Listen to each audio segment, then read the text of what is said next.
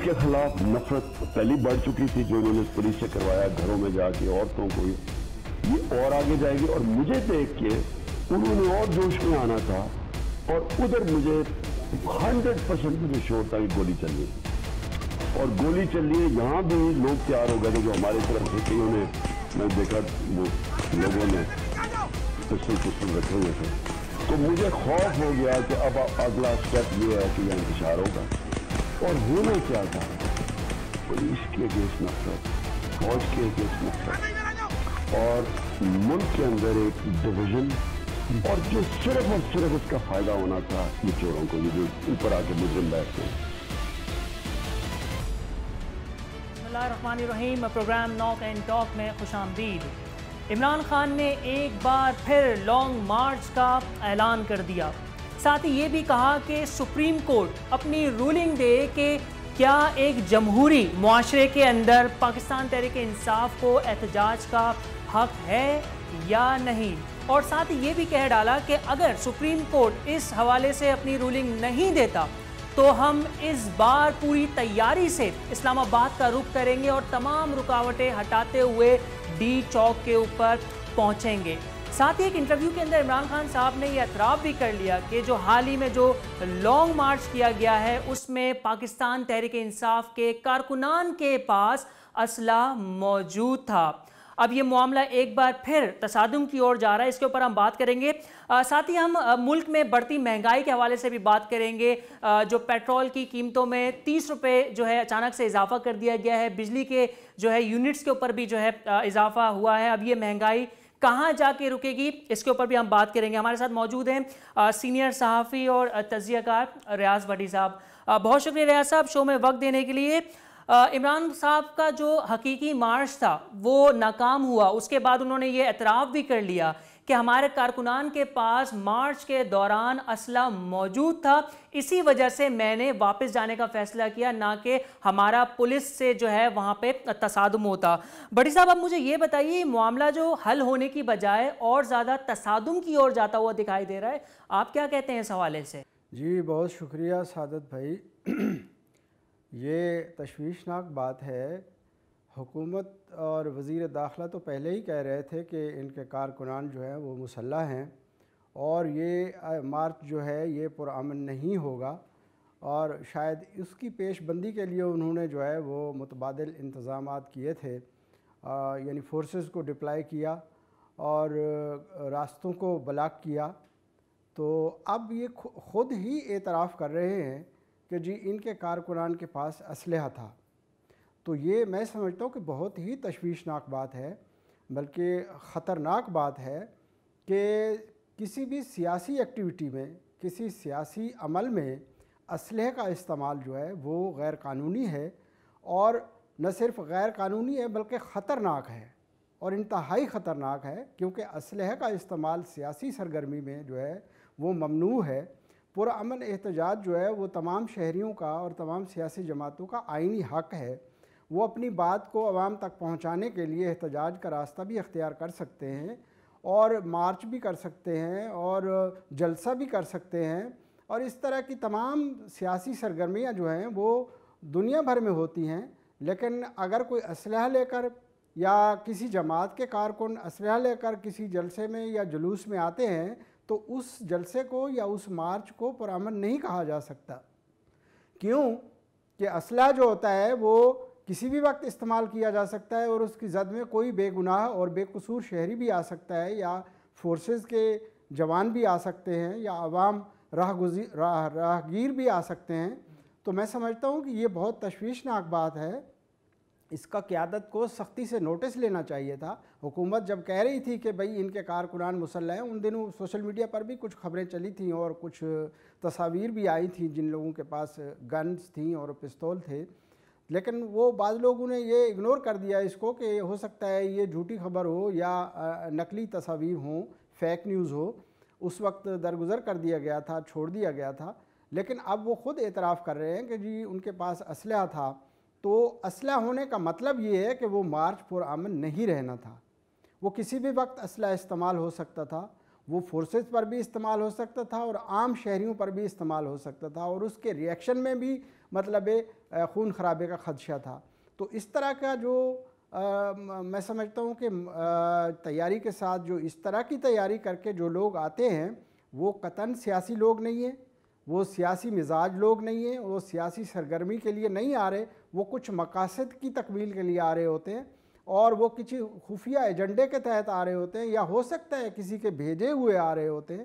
تو اس طرح کا قیادت کو جو ہے وہ خود خیال رکھنا چاہیے، اور نہ صرف خیال رکھنا چاہیے بلکہ اس کا نوٹس لینا چاہیے، اور اپنی پارٹی کی سطح پر جو ہے اس کی تحقیقات ہونی چاہیے، اور ان لوگوں کے خلاف ایکشن ہونا چاہیے کہ آپ نے ایک پرامن احتجاج کو، ایک جمہوری سرگرمی کو آپ نے مطلب غلط رنگ دینے کی کوشش کی ہے، اس کو غلط سمت لے جانے کی کوشش کی ہے، تو اس پر ان کی باز پرس ہونی چاہیے، اور اسٹیٹ کو بھی، ریاست کو بھی جو ہے اس کا نوٹس لینا چاہیے۔ اور عدلیہ چونکہ اس وقت اجازت دے رہی تھی، اور عدلیہ کا کہنا یہ ہے کہ وہ آئین کی محافظ ہے اور آئین کے تحت جو ہے تمام پارٹیوں کو سیاسی سرگرمیوں کی اجازت ہے، تو سپریم کورٹ نے اسی کے تحت جو ہے اجازت دی تھی۔ اب ان کو بھی نوٹس لینا چاہیے کہ ایسا کیوں ہوا کہ کارکنان اسلحہ لے کر جو ہے وہ مارچ میں آئے ہوئے تھے۔ بھٹی صاحب، ہمارا آئین جو ہے جمہوری معاشرے کے اندر ہر سیاسی تنظیم کو پرامن احتجاج کی اجازت دیتا ہے۔ ابھی جو عمران خان صاحب نے حال ہی کے اندر جو ایک پریس کانفرنس کے دوران یہ اعلان کیا کہ میں دوبارہ جو ہے اسلام آباد کا رخ کرنے جا رہا ہوں، اور درخواست بھی کی کہ سپریم کورٹ جو ہے جس طریقے سے ہمیں غیر آئینی طریقے سے روکا گیا، آپ اس کے اوپر اپنی رولنگ دے۔ لیکن ساتھ ہی جو وزیر اعلیٰ خیبر پختونخوا ہے محمود خان صاحب، انہوں نے جو ہے باقاعدہ یہ کہا کہ اس بار ہم KPK کی فورس جو ہے اپنے احتجاج میں استعمال کریں گے۔ کیا ہمارا آئین ایک وزیر اعلیٰ کو اجازت دیتا ہے کہ ایک وہ فورس، ایک وہ ادارہ جو غیر جانبدار ہے، جو عوام کی جو ہے ان کو تحفظ فراہم کرنے کے لیے بنایا گیا ہے، اس کو اپنے سیاسی مقاصد کے لیے استعمال کرنا؟ بڑی صاحب، یہ کتنا تشویشناک یہ اسٹیٹمنٹ تھا وزیر؟ جی، یہ بہت ہی تشویشناک ہے، اور میں سمجھتا ہوں کہ یہ کھلم کھلا بغاوت ہے، وفاق سے بغاوت ہے، آئین پاکستان سے بغاوت ہے، اور فیڈریشن سے بغاوت ہے کہ اس طرح کی کوئی بات کرتا ہے۔ وزیر اعلیٰ ایک بڑا عہدہ ہوتا ہے، صوبے کا چیف ایگزیکٹو ہوتا ہے، اور صوبے کا آئینی سربراہ ہوتا ہے حکومت کا، تو اس کو تو اس طرح کی بات زیب ہی نہیں دیتی کہ سیاسی سرگرمی کے لیے، کسی مارچ کے لیے، کسی جلسے جلوس کے لیے جو ہے وہ فورس کو یوز کرے، صوبے کی فورس کو وفاق کے خلاف یوز کرے، یا یہ کہے کہ جی میں فورس لے کر اسلام آباد آؤں گا۔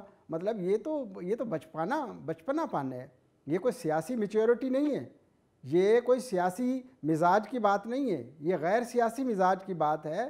وہ یا تو یہ سمجھتے ہیں کہ بھئی صوبہ جو ہے ہماری ملکیت ہے، اور یہ پولیس اس کی جو ہے وہ ہماری غلام ہے۔ بھئی پولیس جو ہوتی ہے صوبے کی، وہ عوام کی جان و مال کے تحفظ کے لیے ہوتی ہے، اور صوبے کی لا اینڈ آرڈر کی سچویشن کو برقرار رکھنے کے لیے ہوتی ہے۔ وہ فورس صوبے میں امن و امان اور کرمنلز کے خلاف ایکشن کے لیے ہوتی ہے، وہ کسی سیاسی سرگرمی کے لیے یا کسی سیاسی مقاصد کو استعمال کرنے کے لیے نہیں ہوتی۔ اور یہ اگر اس طرح کا انہوں نے بیان دیا ہے تو میں سمجھتا ہوں کہ یہ ان کی غیر جمہوری سوچ کی عکاسی ہے، ان کا مزاج جو ہے وہ غیر جمہوری ہے، وہ ہر چیز کو اپنی ملکیت سمجھ لیتے ہیں۔ خیبر پختونخوا کی پولیس جو ہے وہ خیبر پختونخوا کے عوام کے تحفظ کے لیے ہے، عوام کے اداروں کے تحفظ کے لیے ہے، صوبے کے مفادات کے تحفظ کے لیے، نہ کہ کسی پارٹی کے اعلی کار بن کر اور ان کے مارچ کے ساتھ چلے وہ۔ تو یہ تو بچپنا سی بات ہے، اور یہ بات کرتے ہوئے ان کو شرم بھی نہیں آئی کہ وہ وفاق کے خلاف یا مطلب کسی فیڈریشن کے خلاف جو ہے اس طرح کی بات کر رہے ہیں کہ جی میں صوبے کی فورس لے کر جاؤں گا۔ صوبے کی فورس جو ہوتی ہے وہ صوبے کے لیے ہوتی ہے، اور آئین پاکستان میں تمام اداروں کے اختیارات جو ہے وہ تفویض کیے گئے ہیں، ان کی واضح تقسیم کی گئی ہے۔ ہر ادارے کا اپنا اپنا ایک الگ فنکشن ہے، وہ اپنے فنکشن کے تحت چلتا ہے۔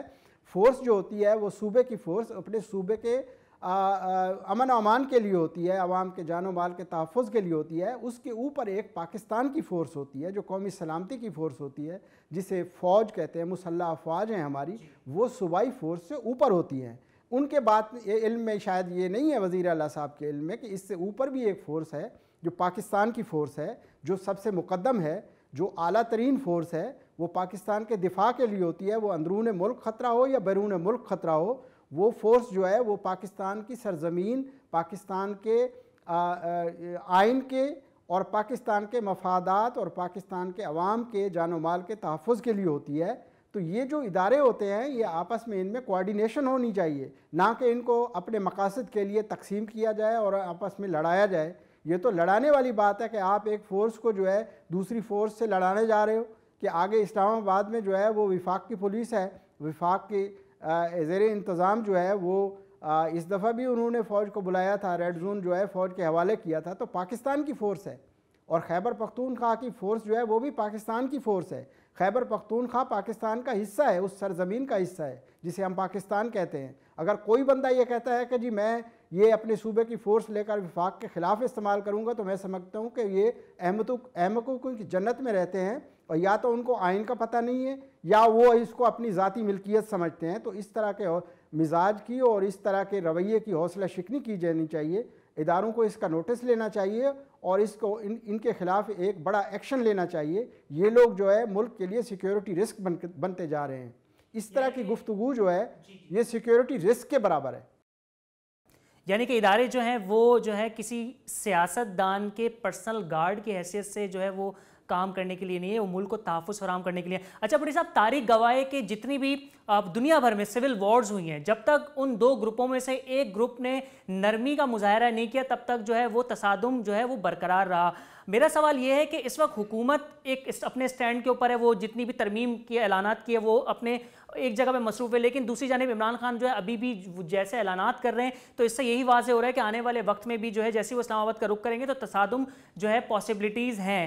بھٹی صاحب، اس وقت آپ کو کیا لگتا ہے کہ حکومت کو نرمی کا مظاہرہ کرنا چاہیے یا پھر عمران خان صاحب کو خود سوچنا چاہیے کہ اب میرا ایک مارچ ناکام ہو چکا ہے، اب مجھے نرمی کے ساتھ جو ہے حکومت کے ساتھ بیٹھ کے بات کرنی چاہیے اور ملک کے مفاد کے لیے کام کرنا چاہیے، نہ کہ جو ہے اپنے اقتدار اور اپنی پارٹی کے بارے میں ہی بات کریں؟ جی، اس کا تھوڑا سا آپ نے جو سوال کیا ہے اس کا تھوڑا سا بیک گراؤنڈ میں آپ کو بتاتا ہوں، پس منظر بتاتا ہوں کہ یہ جو حکومت ہے اس وقت مشترکہ اپوزیشن کی حکومت، اس نے کہہ دیا تھا اس دن 23 مئی کو کہ جناب یہ مارچ کو ہم آنے دیں گے، یعنی عمران خان کے مارچ کو اسلام آباد آنے دیں گے، ہم اس کو نہیں روکیں گے۔ 23 کی شام تک یہ سلسلہ جو ہے اسی طرح حکومت کا موقف تھا کہ جی مارچ کو ہم نہیں روکیں گے، ہم آنے دیں گے۔ لیکن شام میں جو ہے قومی سلامتی کے اداروں نے جو ہے اس پر بڑی تشویش کا اظہار کیا کہ ایک بندہ جو ریاست کو بلیک میل کرنے آ رہا ہے، ریاست کو بلیک میل کر کے وہ اس حکومت کو ختم کرنا چاہتا ہے اور اداروں کو بلیک میل کرنے پہ تلا ہوا ہے، اس کو فری ہینڈ دینا جو ہے مناسب نہیں ہے، فیڈریشن کے لیے، اسٹیٹ کے لیے مناسب نہیں ہے۔ اور اگر اس کی ایک کوئی مثال قائم ہو گئی تو کل کو کوئی اور مسلح جتھا جو ہے وہ حکومت کو ختم کر کے اپنا اقتدار قائم کر لے گا۔ تو اس رویے کی حوصلہ شکنی ہونی چاہیے۔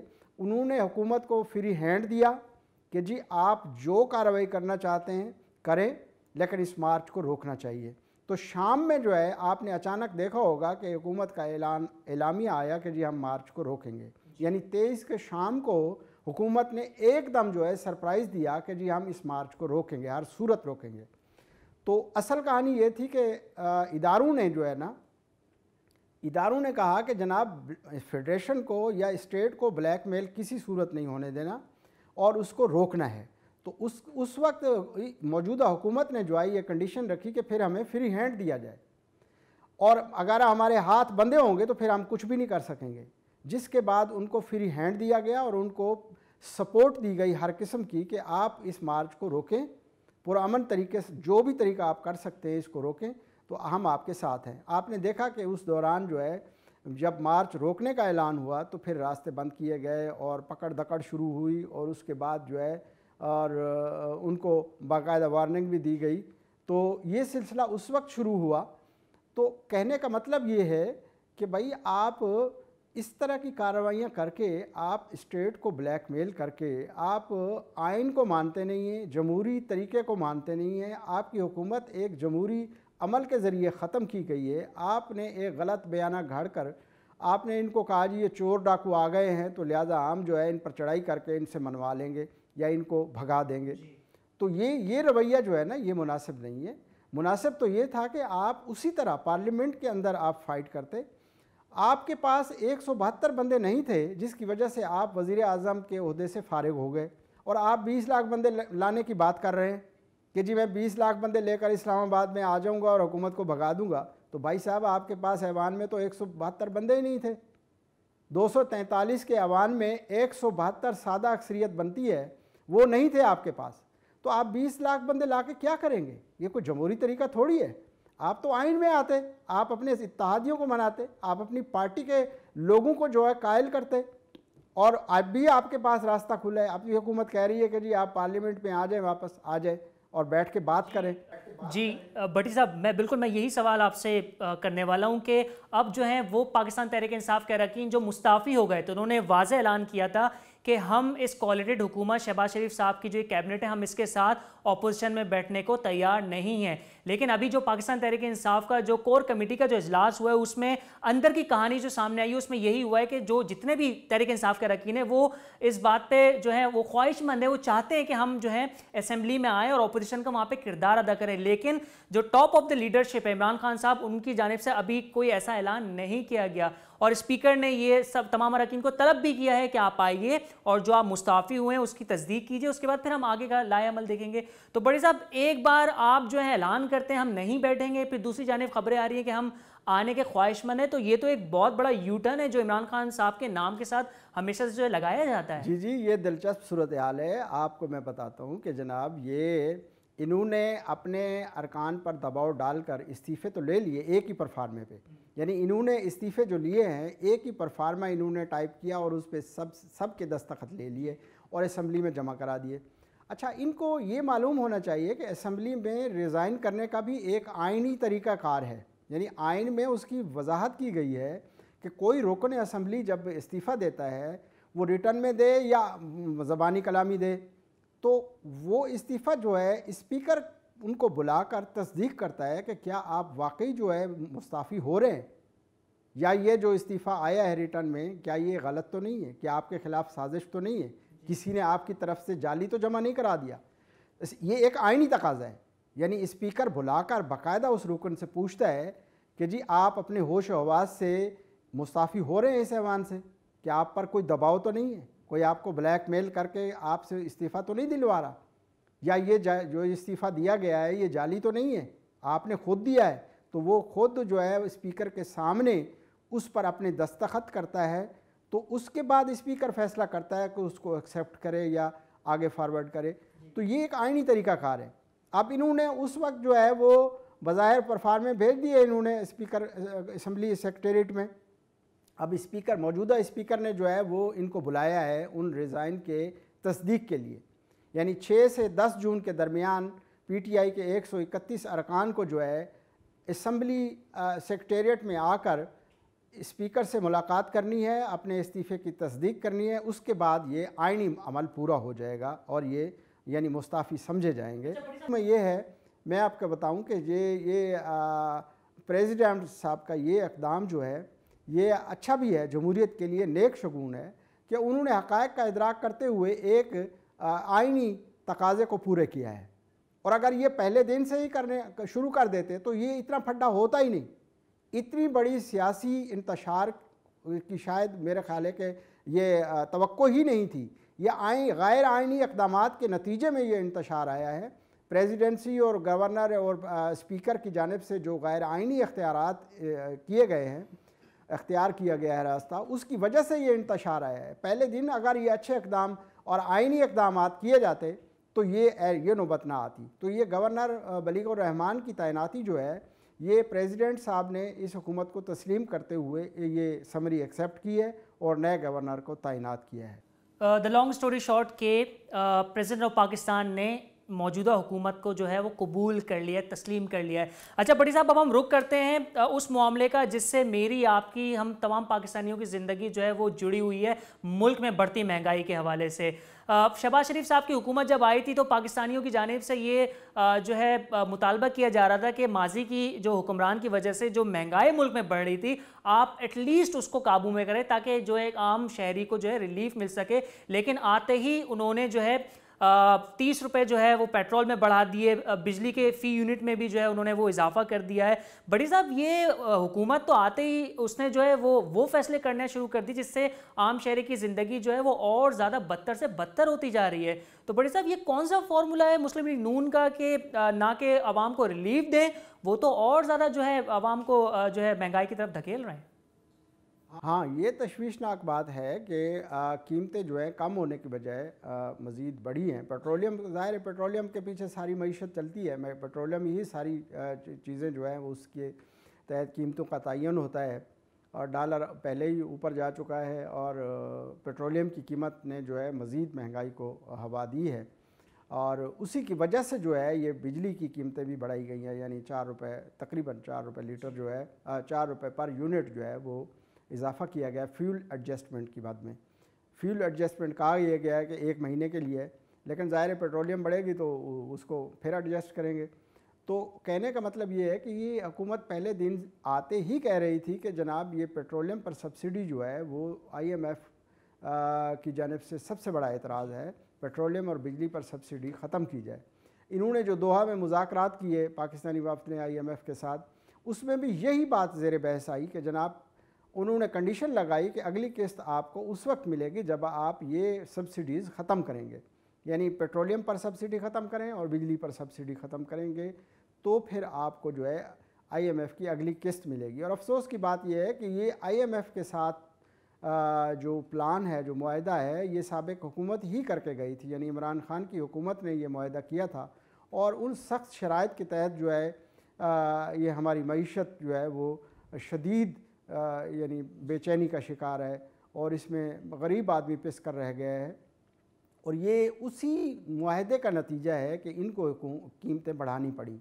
ये नहीं बढ़ाते तो हमारा रुपया जो है वो तेज़ी से गिर रहा था और हम दिवालिया की तरफ जा रहे थे, और हमारे कर्ज़े जो है वो रुपये डिवैल्यू होने की वजह से मज़ीद बढ़ रहे थे, कर्ज़ों का बोझ बढ़ता जा रहा था रोज़ बरोज़। तो IMF की इस कंडीशन को इन्होंने ये मुकम्मल करने के लिए यह इजाफ़ा किया है। तो बहरहाल ये आवाम के लिए एक बहुत बड़ा यानी परेशानी का बायस है, और उनके लिए यानी मज़ीद जो है दुख की बात है कि उनके लिए ये कम होने की बजाय कीमतें और बढ़ गई हैं। तो अगरचे ये हुकूमत कोशिश कर रही है, जैसे आटे पर इन्होंने सब्सिडी दी है, आटा सस्ता कर दिया है, चीनी को सस्ता किया है, जो अंदरून मुल्क हमारी प्रोडक्ट्स हैं उन पर ये कर रहे हैं कोशिशें, लेकिन बहरहाल जो बैरून मुल्क जो मुआहदे हैं IMF के साथ, जो कर्ज़ की जो एग्रीमेंट है उसकी तकमील के लिए ये इन्होंने फ़ैसला किया है। हो सकता है आने वाले बजट में इसमें कोई रिलीफ़ रखें आम आदमी के लिए, क्योंकि 14 जून को इन्होंने बजट पेश करना है नया, और उसमें IMF के मज़ीद मुतालबात भी पूरे किए जाएंगे और नए टैक्सेस भी लगेंगे। तो मैं समझता हूँ कि इन तमाम इक़दामात के बावजूद गरीब आदमी को ज़रूर रिलीफ़ मिलना चाहिए। उसकी कोई भी शक्ल बना सकते हैं ये, यानी गरीब के लिए अलग पेट्रोलियम का बंदोबस्त कर दें, या उनको सब्सिडाइज़ जो है कोई कार्ड की शक्ल में बना के दे दें, या कैश बैक की सूरत में दे दें, या उनकी इनकम में कोई इजाफे का सबब कर दें, या तनख्वाहों में, मुलाजमीन के लिए तनख्वाहों में गैर मामूली इजाफा कर दें। कोई ना कोई सूरत ज़रूर होनी चाहिए जिससे आम आदमी को रिलीफ मिले। इस हवाले से जो है एक्सपेक्ट भी किया जा रहा था कि वज़ीर आज़म शहबाज शरीफ साहब की जानिब से ऐलान किया जाएगा, लेकिन उनकी जानिब से जो है वो कोई एक्स्ट्रा सब्सिडी जो है बाइक चलाने वाले और जो 800 सीसी कार चलाने वाले उनको दी जाए, ऐसा कोई ऐलान नहीं हुआ। बड़ी साहब, इक़्तिदार में कोई भी हो, मेरे और आप जैसे जो शहरी हैं उनको बस रिलीफ मिलना चाहिए। बड़ी साहब, नून लीग की हुकूमत की जानिब से ये तमाम फ़ैसले पहले मरहले में किए गए हैं, अब आगे जाके खदशात ज़ाहिर किए जा रहे हैं कि पेट्रोलियम मसनूआत की कीमतों में और इजाफा किया जाएगा और बिजली की जो है फ़ी यूनिट में भी इजाफा किया जाएगा। बड़ी साहब, ये मामला आप किस जानिब जाते हुए देख रहे हैं? क्या आम शहरी को रिलीफ मिलने वाला है, या फिर ये सियासतदान अपने इक़्तिदार की जो है नशे में आके जो है ये आपस में लड़ते रहेंगे और आम आवाम जो है वो पिसती रहेगी? मुख्तसर तौर पर बताइए। जी, ये इनकी हुकूमत को भी इल्म है, और जो सियासी पार्टियां इस हुकूमत में हैं उन सब की नज़र में है कि इसका उनको सियासी नुकसान भी होगा, यानी आने वाले इलेक्शन में उनको इसका ख़ासा नुकसान हो सकता है। अगर इन्होंने रिलीफ़ नहीं दिया तो आवाम जो है वो बदज़न हो जाएंगे, और महंगाई के सताए हुए जो है वो इनके ख़िलाफ़ वोट दे सकते हैं। इस चीज़ का इनको पूरा इदराक है, यानी ऐसा नहीं है कि वो अंधेरे में बैठे हैं, लेकिन मसला ये है कि ये हमारी मईशत IMF के चुंगल में इस तरह फंस चुकी है कि उससे निकलना मुश्किल है। यानी ये फ़ैसला अगर यानी कोई सूरत नज़र आती इनको तो ये यकीनन नहीं करते और इसको डिले करते या इसका कोई मुतबादिल करते, लेकिन इनके पास कोई दूसरा ऑप्शन है ही नहीं। आपके फॉरेन रिज़र्व जो हैं वो तेज़ी से कम होते जा रहे हैं, रुपया आपका गिर रहा था, डॉलर ऊपर जा रहा था और आपकी दरामदात जो है वो ख़सारे में जा रही थी, दरामदी बिल जो है वो रोज़ बरोज़ बढ़ता जा रहा था। तो इस सूरत में हुकूमत के पास कोई ऐसा रिलीफ देने का कोई ज़रिया नहीं था जिसकी वजह से इन्होंने ये पेट्रोलियम की कीमतें बढ़ाई हैं और बिजली की कीमतें बढ़ाई हैं। अगर ये नहीं करते तो वही वाली बात थी कि वहाँ से पैसा नहीं मिलता और इधर से मुल्क दिवालिया हो जाता। तो ये इस सियासी नुकसान का अंदाज़ा होने के बावजूद इन्होंने ऐसा इक़दाम लिया है। तो इनकी क़यादत का ख़ुद कहना है कि जनाब ये सख्त फ़ैसले हमें करने पड़ेंगे, मुल्क को बचाने के लिए, मुल्क की मईशत को बचाने के लिए ऐसे सख्त फ़ैसले जो है वो करने पड़ेंगे। लेकिन अवामी सतह पर जो है वो गुफ्तगू हो रही है। लोग ये भी कह रहे हैं कि यार आपने 30 रुपये लीटर पेट्रोल बढ़ा दिया और आपने उस मरात याफ्ता तबके के लिए आपने उन पर कट नहीं लगाया। मिसाल के तौर पर जो मरात याफ्ता तबका है उनको पेट्रोल फ्री मिलता है, उनको बिजली फ्री मिलती है, उनको जो है अनलिमिटेड मेडिकल मिलता है या उनको ट्रैवलिंग अलाउंस अनलिमिटेड मिलता है। भाई वहाँ भी कट लगाएं आप। गरीब से कुर्बानी लेने का बार बार आप कहते हैं कि मुल्क के लिए कुर्बानी दो, तो जो मरात याफ्ता तबका है उनको भी कट लगाएं, उनके भी मतलब है आप कोई शक्ल बनाएं कि जी पेट्रोलियम आपको जो है वो इस कीमत पर मिलेगा या उसके लिए ये कंडीशन होगी।